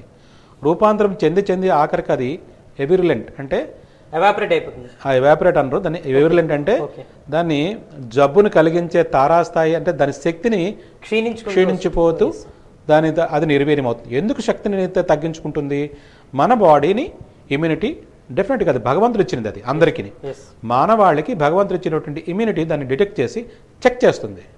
డెఫినెట్గా రిస్ట్రైన్ అవుతుంది, క్రమేపీ అంతం అవుతుంది. ఇది సృష్టి సహజం కాబట్టి దీన్ని నమ్మాలి. తప్పనిసరిగా బాగుపడుతుంది, మంచి రోజు వస్తుంది. డెఫినెట్గా మనం ధైర్యంగా ఉందాం, ఎదుర్కొందాం. అయితే మనం డాక్టర్ గారు చాలా కంట్రీస్లో చూస్తున్నాము, మన న్యూస్లో కూడా చాలా కంట్రీస్లో మాస్కులు ఇంకా ఉపయోగించక్కర్లేదనేసి కొన్ని కంట్రీస్ కూడా అనౌన్స్ చేసింది. అంటే వాళ్ళు దాన్ని ఎందుకు మెయిన్గా యూకే, నెక్స్ట్ యుఎస్ తాలూకా, బ్రిటన్, అదే యూకే తాలూకా వాళ్ళు అందరూ ఎందుకు చేస్తారంటే వ్యాక్సినేషన్ తాలూకా ఎఫికసీని అంటే ప్రజలకు చెప్పడానికి, అవేర్నెస్ క్రియేట్ చేయడానికి చేస్తారు. బట్ మన జనసాంద్రత ఎక్కువ ఉన్నటువంటి మన కంట్రీలో తప్పనిసరిగా మాస్క్ వేసుకుంటే మీకు ప్రొటెక్షన్. కొన్ని కమ్యూనిటీలో నిత్యం మాస్క్ ధరిస్తారు. ఎందుకంటే జాగ్రత్తగా ఉండడానికి, ఆరోగ్యం కాపాడుకోవడానికి తప్పనిసరిగా మాస్క్ మన జాగ్రత్త గురించి చేసుకోవాలి. తప్పనిసరిగా వ్యాక్సినేషన్ వేసుకుంటే మంచిది. సో ఇప్పుడు లాక్డౌన్ అనేది పక్కన పెడితే టోటల్గా ఇంకా రెగ్యులర్ జనజీవనం సాగించడానికి ఇప్పుడు ఎటువంటి ఆటంకం ఉండదంటారు? డెఫినెట్గా ఒకరోజు కాదు స్ప్రెడ్ అంటే వైరస్ స్ప్రెడ్ మ్యాక్సిమం నిర్వీర్యమయ్యే స్టేజ్కి వస్తున్నది కాబట్టి థర్డ్ వేవ్ వస్తుంది రాదు అన్నది సెకండరీ. బట్ ప్రెజెంట్ అయితే మరి స్ప్రెడ్ అంటువ్యాధి కింద ఇది అవదు అని అంటే నేను అడిగేది ఏంటంటే దీనికి మీకు వదిలిన 2-3 గంటల్లోనే ఈ 6 గంటల్లో 10 గంటల ఈ జనాలందరూ ఇక్కడ గుమ్మిగూడిపోతున్నారు. మరి ఆ గుమ్మిగూడిగారు కాబట్టి తప్పనిసరిగా కేసులు ఎక్కువైపోవాలి కదా. పెరగలేదంటే తగ్గుతున్నాయంటే తప్పనిసరిగా అంటే అది వైరస్ తాలూకా సహజ గుణం. అది ఆ పీక్లోకి వెళ్ళిపోతుంది, బాడీ చెక్ చేస్తుంది, రెసిస్టెన్స్ పవరు మానవాళి తాలూకా ఇమ్యూనిటీ చెక్ చేసి దాన్ని కంట్రోల్లో పెడుతుంది.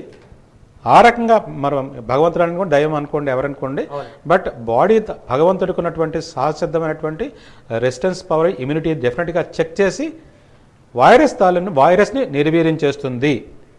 అంతే లాక్డౌన్లు కొంతవరకే ఆ పీక్ టైంలో ప్రొటెక్ట్ చేస్తుంది, రక్షిస్తుంది తప్ప కానీ తప్పనిసరిగా లాక్డౌన్ పెట్టడం వల్ల మనుషుల్ని రిస్ట్రైన్ చేయడం వల్ల వైరస్ మారదు. మన బాడీ తాలూకా రెసిస్టెన్స్ పవర్ దాన్ని డిటెక్ట్ చేయడానికి కొంత టైం ఇవ్వాలి. కాబట్టి ఆ పీరియడ్ని కొంతవరకు లాక్డౌన్ పీరియడ్ కింద ప్రకటించి జాగ్రత్తగా ఉండండి అని ప్రభుత్వాలు ఆదేశం. సో హ్యూమన్ బాడీలో రెసిస్టెంట్ పవర్, ఇమ్యూనిటీ పవర్ ఇప్పుడు బాగున్నంత కాలం కాబట్టి ఎలాంటి వైరస్లు బోర్డ్ అని వైరస్లు ఇంతకుముందు వచ్చాయి, వాటినన్నింటినీ ఈ ఇమ్యూనిటీ పవరే చెక్ పెట్టి మనకి ప్రొటెక్షన్ ఇచ్చింది. సో అయితే డాక్టర్ గారు చివరిగా మన వాజీ ప్రేక్షకులకి ఇక ముందు కూడా ఎటువంటి ఆహారం తీసుకోవాలి కొన్నాళ్ళ వరకును? ఎందుకంటే నాన్ వెజ్ తీసుకునే వాటిలో కొన్ని సందేహాలు ఉంటాయి, వెజిటేరియన్ తీసుకునే వాళ్ళకి కొంతమంది సందేహాలు ఉంటాయి. అంటే ఇమ్యూనిటీ పవర్ పెరుగుతుందా తగ్గుతుందా, రెసిస్టెన్స్ పవర్ పెరుగుతుందా తగ్గుతుందా అన్నది ఫుడ్ మీద కూడా డిపెండ్ అయి ఉంటుంది. దీనికి ఒక సరైన మార్గదర్శకం మీ తరపున మా వాజీ ప్రేక్షకులకు ముఖ్యం అండి. ఇది చెప్తాను వినండి, ఎందుకంటే తప్పనిసరిగా అందరూ తెలుసుకోవాల్సింది ఏంటంటే ఆహారం తప్పనిసరిగా మనకి ప్రాపర్గా రక్షించడానికి చాలా వరకు ఉపయోగపడుతుంది, మన ఆరోగ్యాన్ని కాపాడడానికి ఉపయోగపడుతుంది. Vegetarian diet best diet, fruits next మంచివండి. నాన్ వెజిటేరియన్ కూడా ఇంట్లో చేసుకునేవి పరిమితంగా ఎగ్స్ కానీ మాంసకృతులు కానీ ఉండేటువంటిది తీసుకోవడం మంచిదే. ఏది ఏమైనా మిశ్రమ ఆహారం అన్నీ కలిపి తీసుకోవడం మంచిది. సో బయట ఫుడ్ నిల్వ ఉంచిన ఫుడ్ తీసుకోకూడదు. ఏమవుతుంది అలా తీసుకోవడం వల్ల? ఫర్ ఎగ్జాంపుల్ నిల్వ ఉంచిన ఫుడ్ బయట ఫుడ్ నాన్ వెజిటేరియన్ డైట్ వేరంగా పాడైపోతుంది. వెజిటేరియన్ డైటు ఫ్రూట్స్ అంత వేరంగా పాడైపోవు. సో కాబట్టి ఫ్రెష్గా ఉన్న ఫుడ్ తీసుకోవడం మంచిది. నిల్వ ఉంచిన నాన్ వెజిటేరియన్ ఫుడ్ 2 రోజులు పోయింది, వారం రోజులు ఫ్రిడ్జ్లో పెట్టింది తీసి వేడి చేసి తింటే అప్పుడు బాగుంటుంది, కానీ అది ఫ్రెష్ కాదు. బట్ క్రిములు వేరంగా దాన్ని కలుషితం చేసి నిర్వీర్యం చేసి కొల్లగొట్టి మనకు జబ్బులు తెప్పిస్తే ఆ జబ్బుల్ని బ్యాక్టీరియా అంటే అమీబియాసిస్ ఈ జబ్బుల్ని వ్యాధి తాలూకు మన బాడీ తాలూకు రెసిస్టెన్స్ పవర్ వాటిని చెక్ పెట్టడానికి ఈ వ్యాధి నిరోధశక్తి దాని మీద ఉపయోగపడితే రాబోయే వైరస్ని అటాక్ చేయడానికి ఆ వ్యాధి నిరోధక సామర్థ్యత తగ్గిపోతుంది. ఆ టైంలో ఎప్పుడైతే వ్యాధి నిరోధక సామర్థ్యత తగ్గి ఉంటుందో పొంచి ఉన్న వైరస్ మన మీద దాడి చేసి జబ్బులు కలిగిస్తుంది. కాబట్టి మన వ్యాధి నిరోధక శక్తిని లోపల ఉన్న ఇమ్యూనిటీని ప్రొటెక్ట్ చేసుకుంటూ ఇంప్రూవ్ చేసుకొని ప్రయత్నం చేయాలి. ఆ టైంలో టైఫాయిడ్ కానీ వేరే జబ్బులు వస్తే వాటిని కిల్ చేయడానికి ఈ ప్రొటెక్షన్ వెళ్ళిపోతుంది, అప్పుడే వైరస్ దూరిపోతుంది.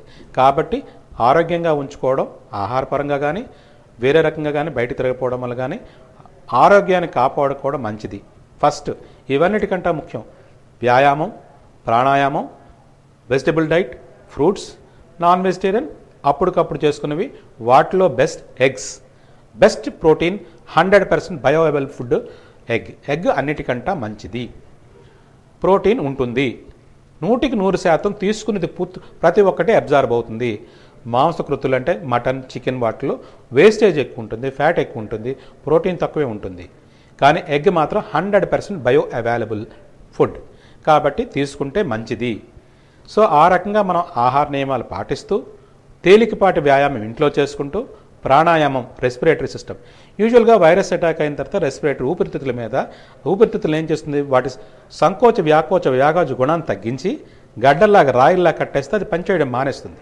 సో బ్రీదింగ్ ఎక్సర్సైజ్ చేయడం వల్ల సంకోచ వ్యాకోచ శక్తి సామర్థ్యం ఎక్సర్సైజ్ చేసి లంగ్స్ ఒక 30% 40% వైరస్ వల్ల డ్యామేజ్ అవ్వాల్సిన టైంలో బాగా ఎక్సర్సైజ్ ఉన్నటువంటి లంగ్స్ని 10% డ్యామేజ్ అయ్యి మిమ్మల్ని రికవర్ చేయడానికి కాపాడుతుంది. ఆక్సిజన్ థెరపీ అక్కడే పనిచేసింది చాలా వరకు. అంతేగాని మీరు ఇది కాకుండా ఇంకొక మీకు బెస్ట్ ఎగ్జాంపుల్ ఏంటంటే ఇక్కడ మరణాలు ఫస్ట్ ఫేజ్లో సెకండ్ ఫేజ్ సంభవించిన అందరినీ స్థూలకాయం భారీ కాయల వాళ్ళకి లంగ్స్ కెపాసిటీ తగ్గిపోతుంది, పొట్ట పైకి తన్నేస్తుంది, ఊపిరితిత్తుల సామర్థ్యం తగ్గిపోతుంది, సంకోచ వ్యాకోచాల పొట్ట తాలూకు మూమెంట్ తగ్గిపోతుంది. కాబట్టి సఫర్ అయింది వాళ్ళు. చాలా వరకు మరణాలన్నీ ఊబకాయల్లో ఎక్కువైంది. ఎందుకంటే ఊపిరితిత్తుల తాలూకా దాని సహజ సిద్ధమైనటువంటి సంకోచ వ్యాకోచాలు తగ్గిపోవడం వల్ల, సామర్థ్యం తగ్గిపోవడం వల్ల ఇది అవుతుంది. ప్రాణాయామం చేయడం వల్ల రిక్రూట్మెంట్ అంటే దాన్ని ఒక టెక్నికల్ వర్డ్, రిక్రూట్మెంట్ అంటే ఆల్వియలర్ రిక్రూట్మెంట్ అంటే ఊపిరితిత్తుల్లోకి ఆక్సిజన్ వెళ్ళిన తర్వాత బ్లడ్లోకి ఆక్సిజన్ వెళ్ళడానికి పీల్చుకునే సామర్థ్యం ఎప్పుడు పెరుగుతుందంటే ఆల్వియలై అంటే లోపలన్నీ బాగా స్పాంజ్లాగా ఓపెన్ అయితే అన్నిట్లో ఎక్కువ స్పేస్ వచ్చి ఆక్సిజన్ అబ్జార్బ్ అవడానికి అవకాశం ఉంటుంది. నిజంగా ప్రాణం ప్రాణవాయువే, ఎందుకంటే చాలామందికి కాపాడింది ఆ ప్రాణవాయువే. కాబట్టి ఆక్సిజన్ ప్రాణవాయువు అయింది. ఆక్సిజన్ ఎప్పుడైతే బాడీలోకి తగ్గిందో నీరసం, వణుకు, ఆకలి చచ్చిపోవడం ప్రాక్టికల్గా నేను అనుభవించాను. కాబట్టి నేను చెప్పేది ఆక్సిజన్ ఎందుకు ప్రాణవాయువు ఏంటంటే హై ఆల్టిట్యూడ్లో టిబెట్ ఒక రోజు వెళ్ళినప్పుడు తప్పనిసరిగా నేను బ్రహ్మాండమైనటువంటి ఆకలితో ఉన్నాండి. అక్కడికి వెళ్ళేసరికి ఆకలి చచ్చిపోయింది. ఈట పంచభక్ష ప్రాణాలు పెట్టారు ఆ రోజు, తినలేకపోతుండండి. కాకపోతే ఆ రోజు నాకు అప్పుడు తెలిసి వచ్చిందనమాట ఆక్సిజన్ ఎంత ఇదంటే. నేను చిన్న మిస్టేక్ చేశాను ఏంటంటే హై ఆల్టిట్యూడ్లోకి వెళ్ళి స్నానాలు గట్రా చేయకూడదంట టూరిస్టులకు వస్తాడు. నేను నాకు చిరాకు ఉందని స్నానం చేస్తే వెంటనే ఊపిరి సరిగ్గా ఆడకపోతే చాలా ఇబ్బంది పడ్డాను. అంటే నేను ప్రాక్టికల్గా అనుభవించాలని చెప్తున్నాను. కరెక్ట్. ఆక్సిజన్ ఎంత ఇంపార్టెంటో, ఆక్సిజన్ లేకపోతే వచ్చే వీక్నెస్లు ఆకలి కూడా చచ్చిపోతుంది, మైండ్ పనిచేయదు, గాబరా వణుకు అని వచ్చేస్తాయి. ఆక్సిజన్ సమృద్ధిగా రావాలంటే లంగ్స్ బాగా పనిచేయాలి. లంగ్స్ బాగా పనిచేయాలంటే నిత్యం ప్రాణాయామం, లంగ్స్ బ్రీతింగ్ ఎక్సర్సైజ్ చేస్తే తప్పనిసరిగా జబ్బులు వచ్చినప్పుడు, కరోనా లాంటి ఊపిరితిత్తుల మీద కలిగించే జబ్బులు వచ్చినప్పుడు మిమ్మల్ని కాపాడుతుంది. సంకోచ వ్యాకోచ ఎక్సర్సైజ్ లాంటిది ఊపిరితిత్తులకి ఇస్తే మిమ్మల్ని ప్రొటెక్ట్ చేస్తుంది. థ్యాంక్ యూ డాక్టర్ గారు. మీ అమూల్యమైన సమయాన్ని మా వాజీ ప్రేక్షకులకు వెచ్చించి మంచి సలహాలు సూచనలు చేశారు. చాలామందికి సందేహాలు కూడా నివృత్తి చేశారు. కొంతమంది ఫోన్లు కలవకపోయినా సరే మీరు చెప్పినవన్నీ వాళ్ళు జాగ్రత్తగా పాటించి భారతదేశాన్ని మంచి ఆరోగ్యకరమైన దేశంగా ముందుకు తీసుకెళ్తారని ఆశిస్తున్నాం. ధన్యవాదాలు డాక్టర్ గారు. ఇది ఈరోజు వాజీ ఛానల్ నిర్వహించిన ఆరోగ్యమస్తు కార్యక్రమం. మళ్ళీ ఆదివారం మరొక కొత్త కార్యక్రమంతో మీ ముందుకు వస్తాం. అంతవరకు సెలవు. నమస్కారం.